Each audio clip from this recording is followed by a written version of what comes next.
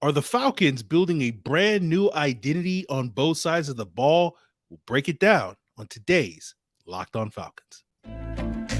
You are Locked On Falcons, your daily Atlanta Falcons podcast. Part of the Locked On Podcast Network, your team every day.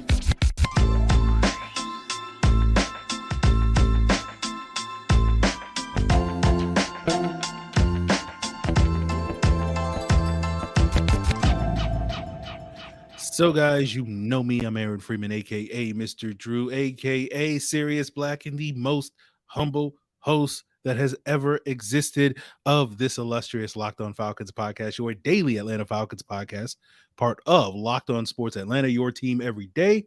And we thank each and every one of you that makes this podcast your first listen. Of course, follow in the footsteps of our everydayers, those people that check out Locked On Falcons each and every day, by subscribing or following for free on YouTube or wherever you listen to podcasts.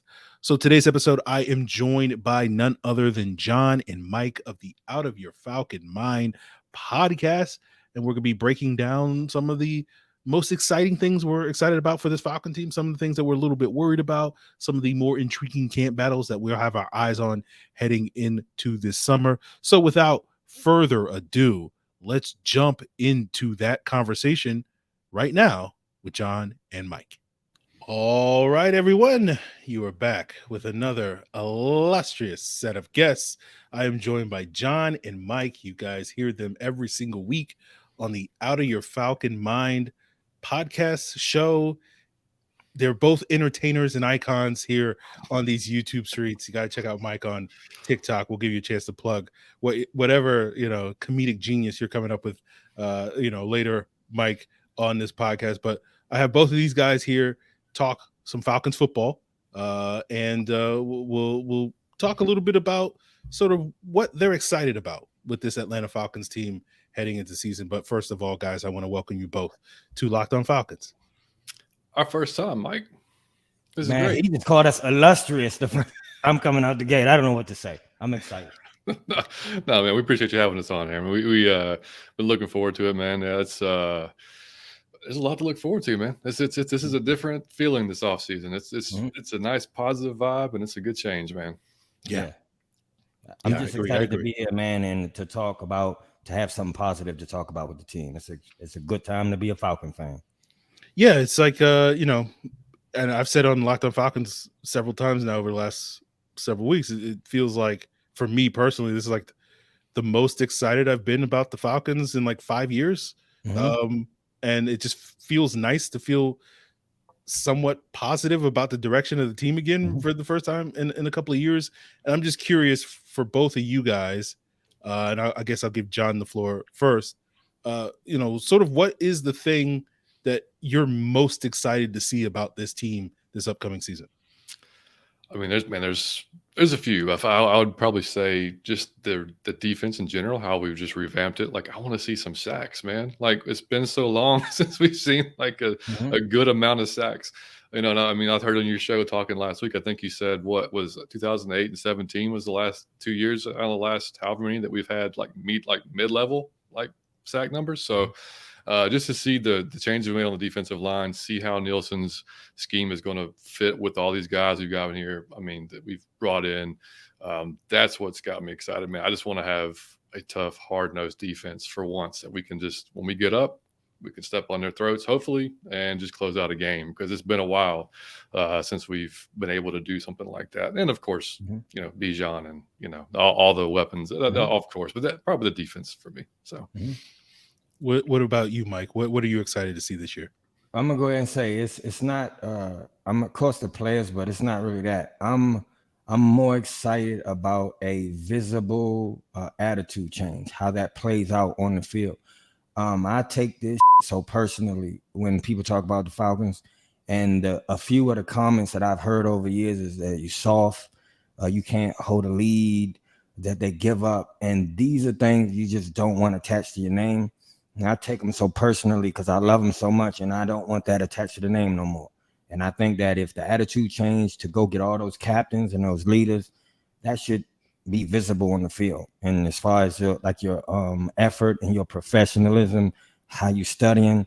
I want to see that on the field because I don't want certain things attached to our brand anymore. Like we are the joke of the league sometimes when they talk about us on show. I don't want to be that no more. So I'm excited to see the leadership and the new qualities and like even the attitude of the coach to play out on the field.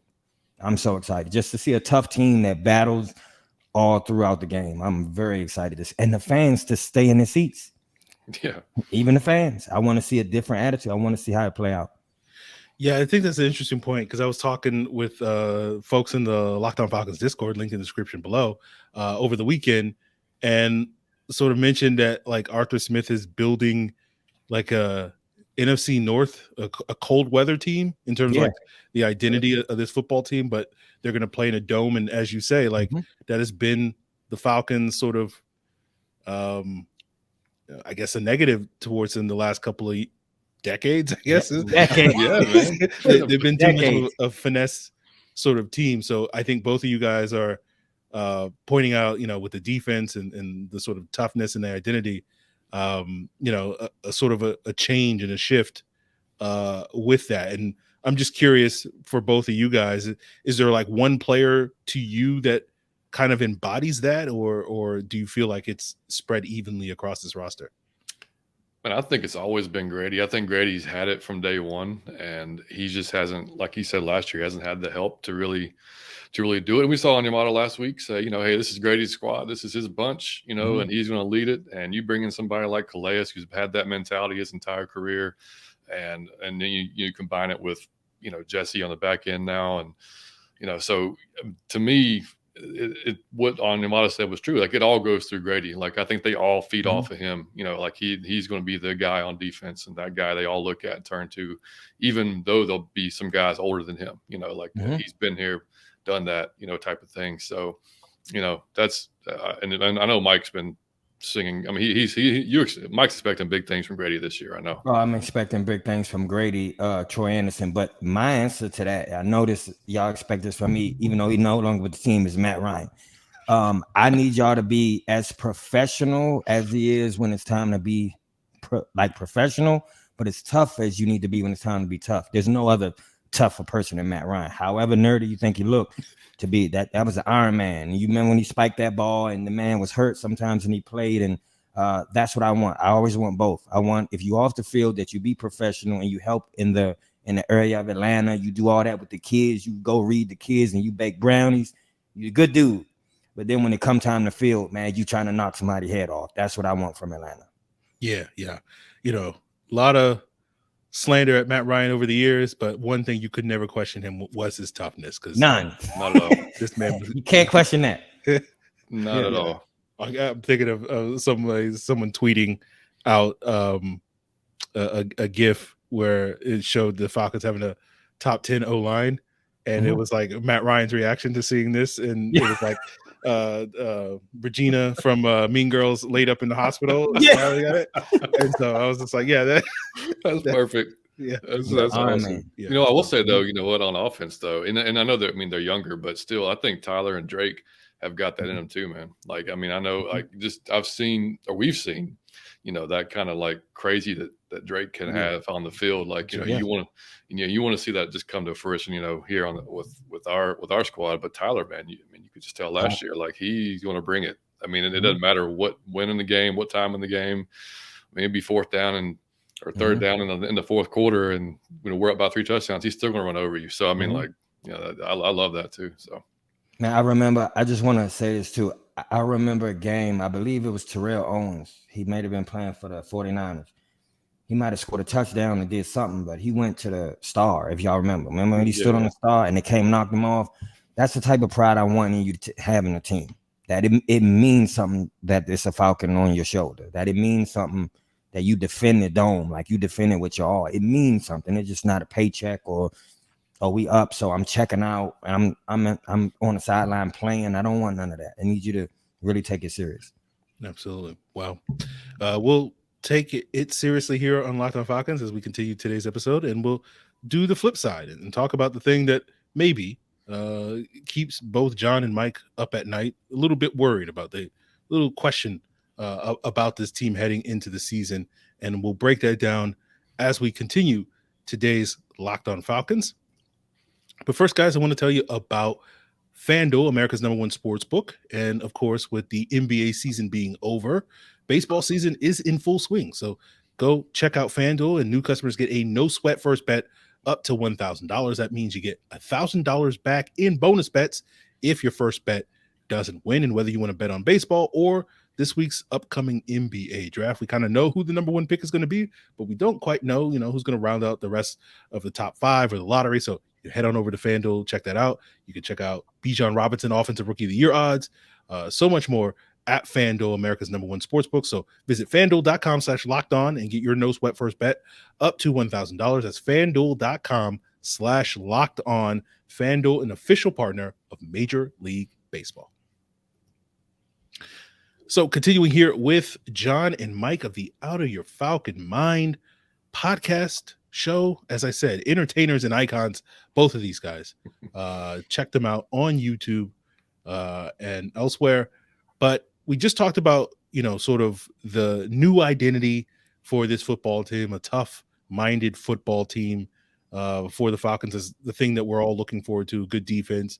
But let's flip the script and talk maybe about something that causes a little bit of concern. And Mike, we'll get you started here on this one. What is sort of currently your biggest worry about this team heading into the season? Well, first of all, I want to say, here's why we call him the GOAT. This is why we call him the GOAT. Did y'all see that segue to the ad? You see how seamless that was? I don't even know what I said, but he used the thing I said to segue. That was dope.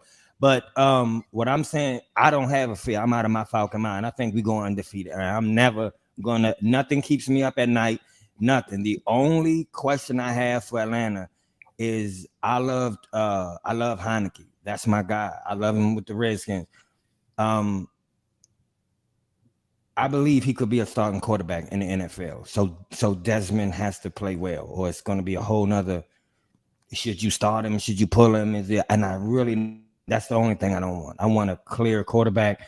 Desmond will have to come out firing. I believe Taylor can do it. I honestly have all the faith in that dude. I love him. So that's the only thing. I just don't want that to go off again this year, where we're all kind of arguing if we should pull our quarterback or if we should believe in him for the long stretch. I hope that doesn't happen.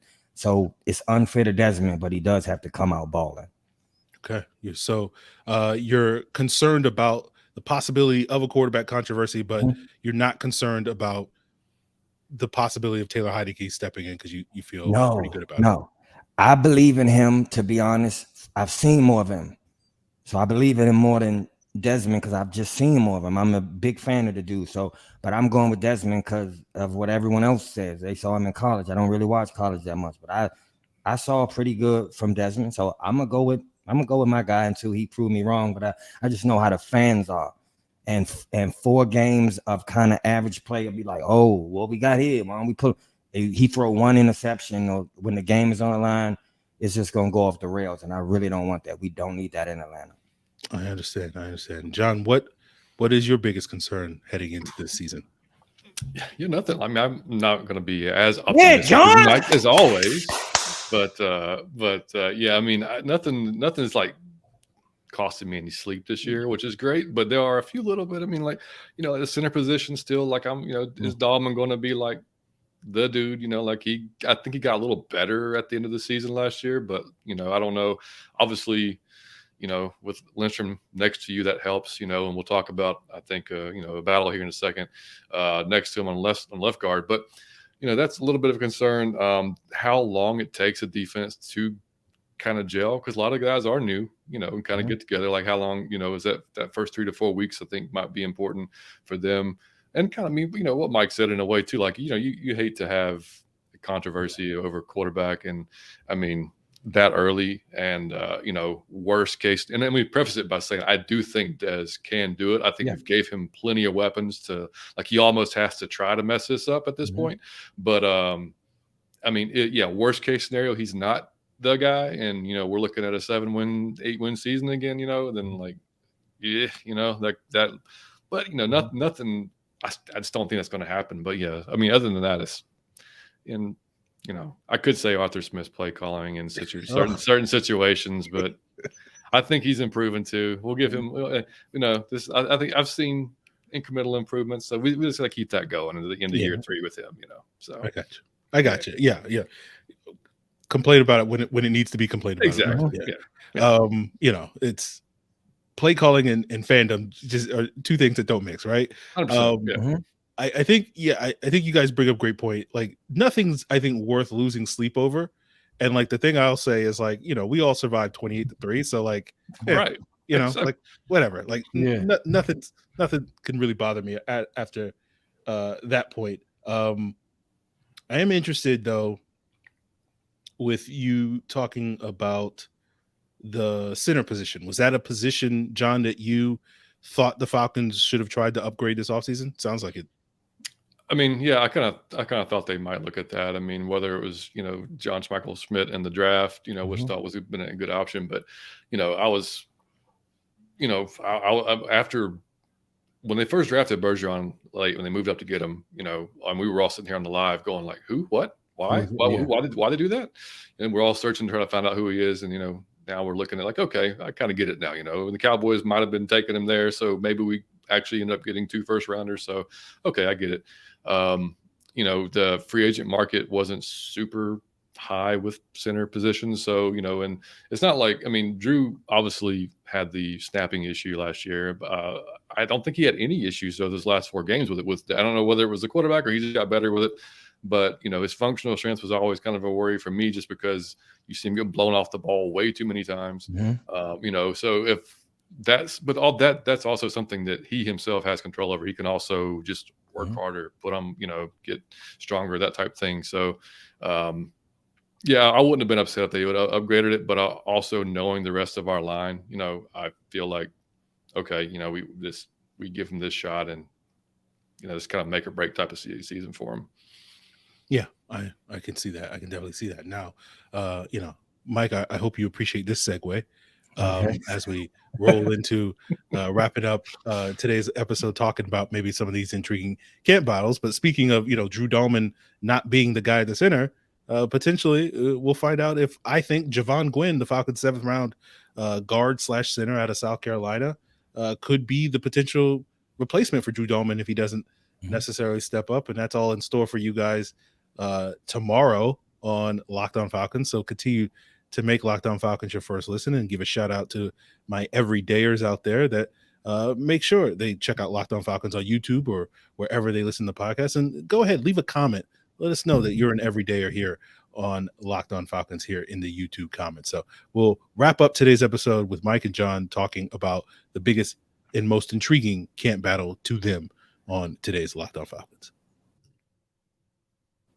I'm gonna go camp battle. It has to be that cornerback room. Okay. That cornerback room is and I mean who gonna be like the order that they come is still gonna be, that's gonna be something, because some people, we got a lot of good talent in there, but it's all, to be honest, even though we getting high, it's potential talent. That isn't in stone just because of the name of these people or how they was drafted in the past.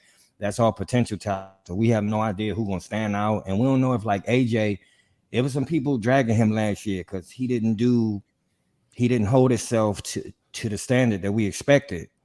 So even him, he got something to say. Even him, it's just potential. It's like, I don't know if you took a step back or what was happening with you last year. So now I'm excited to see all that cornerback room is who's starting, who going to step up, who getting hurt, and then somebody else come in and stand out.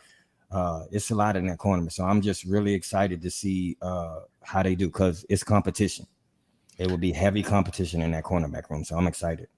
Is there any particular player that you are hoping wins one of those spots? Particularly, I know the nickel position is probably the one that's most up for grabs.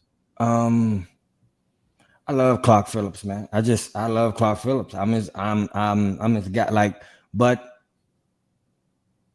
I don't want him to get thrown in too early, because his gift is jumping that ball, and just jumping that ball in the NFL. You get cool looking in that backfield one too many times as a rookie, and the person be gone, and it's no catching. So he can't afford to make the same mistakes he did in college. I would like for him to sit, but then come in later in the season. I think that he needs to sit just on a mental aspect because his gift is his aggressiveness, and that could cause touchdowns if you throw him in too early. But I love Clark. I would like him to be starting eventually in the season. Love him. Okay, so at least there's one person that if Clark Phillips gets the Richie Grant treatment, will not be complaining about that. Yeah. Okay. All right. John, is there an intriguing camp battle that you have your eyes on this summer? Yeah, there's a couple, man. I definitely want to see if Bergeron can win that left guard spot off the get. Whether it's going to be Hennessy or not. I would like to think he can if he can. I mean, he seems like a smart kid, team captain at Syracuse, and tested out of this world at the guard position, so athletically at least. So he seems like, he could be a good fit, and hopefully, he could beat out Tennessee for that. The slot corner for sure. I think D. Alford probably has the leg up going in, maybe, it's just from last year. But yeah, we filled that room, so it's going to be interesting to see how that goes. And then, selfishly, I am an Alabama fan, and I loved your breakdown on Helms, and it was like perfect because the Tennessee game I wanted to jump out a window because that was like one of the most frustrating games I've ever seen. Just getting the whole secondary just getting torched all game long. But I am intrigued to see if Helms comes into camp and really does earn some spots, earn some starts or earn some playing time there at that safety position because athletically, he can't run with some of those speedier guys, but he will come up and hit you. He will come up and make those tackles, and he's good at it. And he's a smart player. So that's a little intriguing. And can I tell you one battle that I think is funny that I don't even care about is the running back, Tyler and Bijan.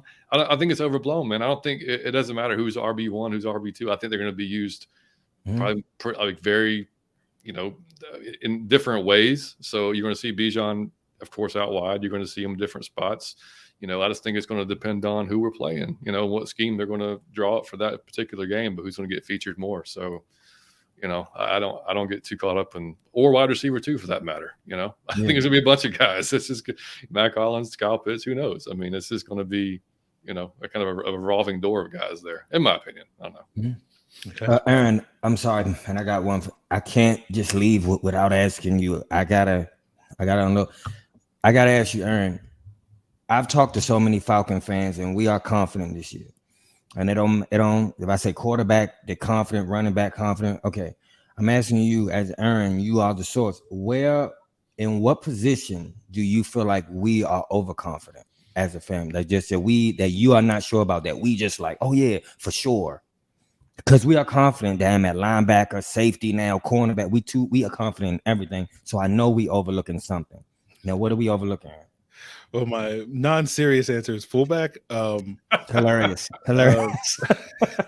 But to be honest with you, I don't know if there's a position where I would say people are overconfident, because I think people, at least the people I talk to, are rightfully skeptical of the linebackers, right? Okay. Troy Anderson is kind of unproven at this point in time. You saw some good, you saw some bad from him. And, for me, like, my expectations for Troy Anderson is like he'll be better than he was last year, but I don't think he's going to be like the fully formed version of him. Like I'm waiting for like year 3, year 4 Troy Anderson to be like that real difference maker, and the defense kind of similar to what like it took Foye Oluokun a couple of years to kind of figure it out. I'm really high on Caden Ellis. I know other people are not as high on Caden Ellis, but I feel like he'll be able to offset some of those issues that you have with Troy Anderson a little bit. I think the quarterback position obviously is going to be the big question mark, because we just don't have enough of a body work on Desmond Ridder, but I'm pretty good on that. And I think I understand why other people are skeptical of Desmond Ridder, but I'm not too worried about it. So I don't know. Like, I don't think there's any spot where people are overconfident. You guys know I love to come around and pee in the punch bowl, as they say, when people are too high on a player. So look, I'm expecting something. That's why I'm like, what is happening? John said he don't gotta worry. Now Aaron said no one is overcome. I love it. Out of your Falcon mind. Let's go.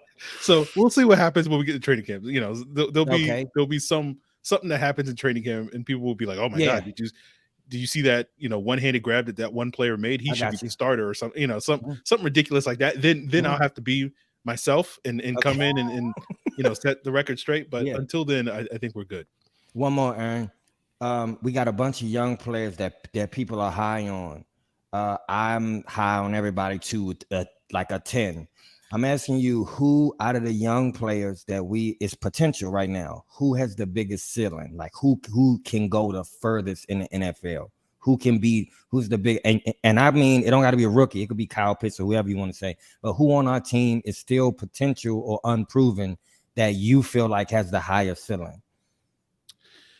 I mean, my go-tos usually for this type of question is Kyle Pitts or Bijan, because I really do feel like those two guys, and again, I know I'm not supposed to say this, but like to keep expectations low, because that's my mantra. Like, you lower your expectations, and therefore you won't ever be disappointed by the Falcons. Although the Falcons do their best to even not live up to those expectations.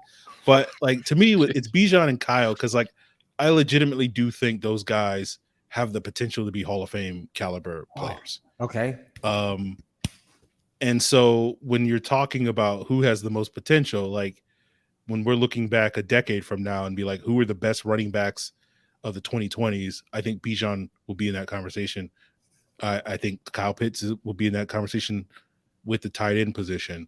So those are kind of my two go-tos to answer that question. I'm trying to think, is there a third guy? I mean, immediately comes to mind is Chris Lindstrom. Yeah, good one. That's one top cards. Yeah. So like no defense, Aaron. It's no one on defense that you just think could take the top off himself. I mean, his own potential. I mean, we all know Grady is good. We know Calais Campbell's put together like a Hall of Fame caliber career, but he's towards the end. I mean, probably AJ Terrell and Jesse Bates are the two guys. Okay. Right. That where you look at where they can be, in the conversation for being some of the best players at their positions. Like, I think AJ Terrell's already a top 5 corner. And I think, Jesse Bates, if you just look at him as a center fielding safety, he's probably in the top 5 among those types of guys in the league. So those would probably be my answers as like the 5 sort of core guys for the Falcons. Bijan, Kyle, Lindstrom, Bates, and AJ as the so-called elite players that, could potentially be Falcons for 5 to 10 years moving forward. And I got to give some love to Drake London, because I don't give enough love for Drake London. But you guys talked earlier about that sort of toughness identity, and you mentioned kind of Drake London's kind of wired a certain way. Drake London's kind of a psychopath. Love it. I don't know if he's like the most talented wide receiver in the world, but like he more than makes up for it with playing with that edge. Yeah, I love it. You think Michael Walker kind of comes back this year and has a better? I mean, after kind of falling off last year a little bit, or because that's the guy I'm kind of unsure on still. After I don't. I don't have expectations for Michael Walker. I don't either. Yeah, basically be Michael Walker. So whatever you think that is, if you're a fan, then he'll be that. If you're frustrated by him, he'll probably also be that again. So he'll just be Michael Walker again.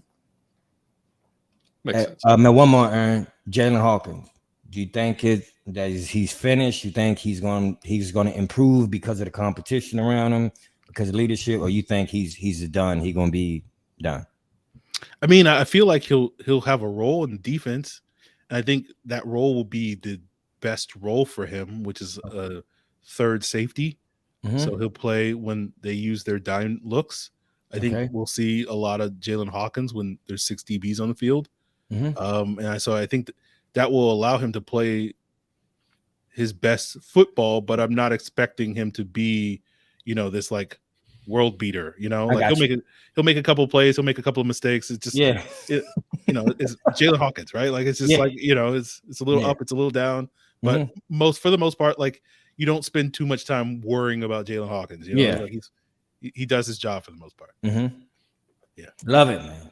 Okay, well, I'm appreciate you guys coming on, sharing your insights into this Falcon team, and getting me to answer some questions on this podcast where I just thought I would just be sitting back relaxing.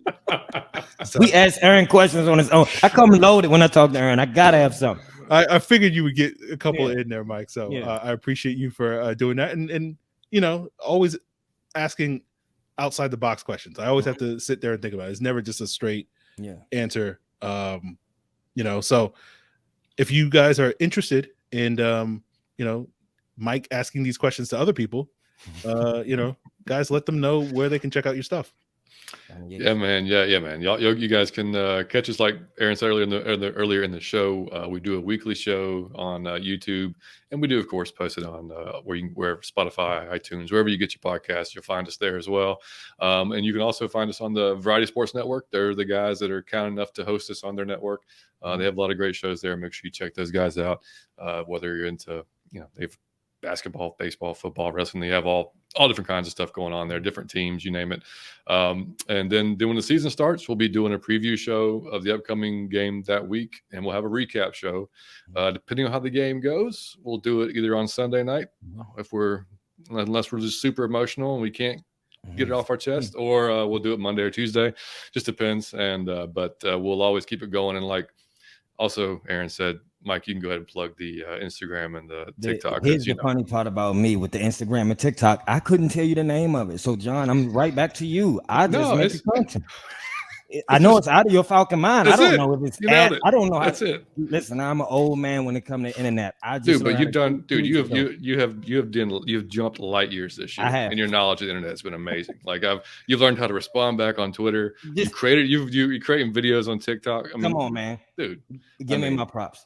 Yeah, so I'm sure it's if you just search Out of Your Falcon Mind, that's all I know to tell you. I'm sorry. Yeah, of course you'll find it. Yeah. And then on Twitter, we're Out of Your effing mind on Twitter, because it's just too long to write Out of Your Falcon Mind. But and Mike does put off some awesome skits on there too. There's 10 stages of being a Falcons fan. If you haven't seen that, make sure you do, because I guarantee you've experienced one, if not all, of those stages. Yeah.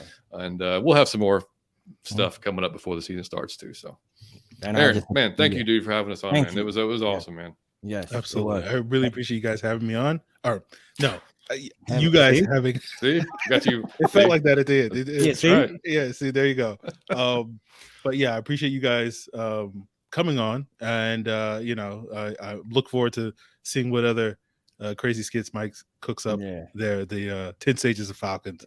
Man, is a classic. Is a classic, absolutely. Man, we appreciate you, Aaron, for just always being kind to us and being open and always being cool with us from day one, man. We really do appreciate you. And I just found out that Aaron got a Discord on Saturdays at 3. That way he go off the rails. I don't even know what that sound like. I'll be tuning in at 3 on Saturday. I cannot wait for it. But thank you, Aaron, for just always being so cool with us since day one, man. Thank you, brother. Absolutely, man. Appreciate the plug for the Discord, guys. Yeah, all right. Now the baseball's over, I'll actually be able to catch a few of those. Yeah. Okay. Well, look forward to that. All right, guys. Check it out in the link in the description below. But again, appreciate John and Mike for joining me on today's episode. I'm looking forward to catching up with those guys later this summer when we get some of these camp battles and see some of these, questions or positive things, whatever, as it all plays out here for the Atlanta Falcons. And of course, tomorrow's episode of Locked On Falcons, continue to make us your first listen. Check out the Javon Gwynn film breakdown, guys, on YouTube or wherever you listen to podcasts. And also, for your second listen, if you're not checking out of Your Falcon Mind, go check out Locked On NFL to get the lowdown on what the other 31 teams in the NFL are doing this time of year.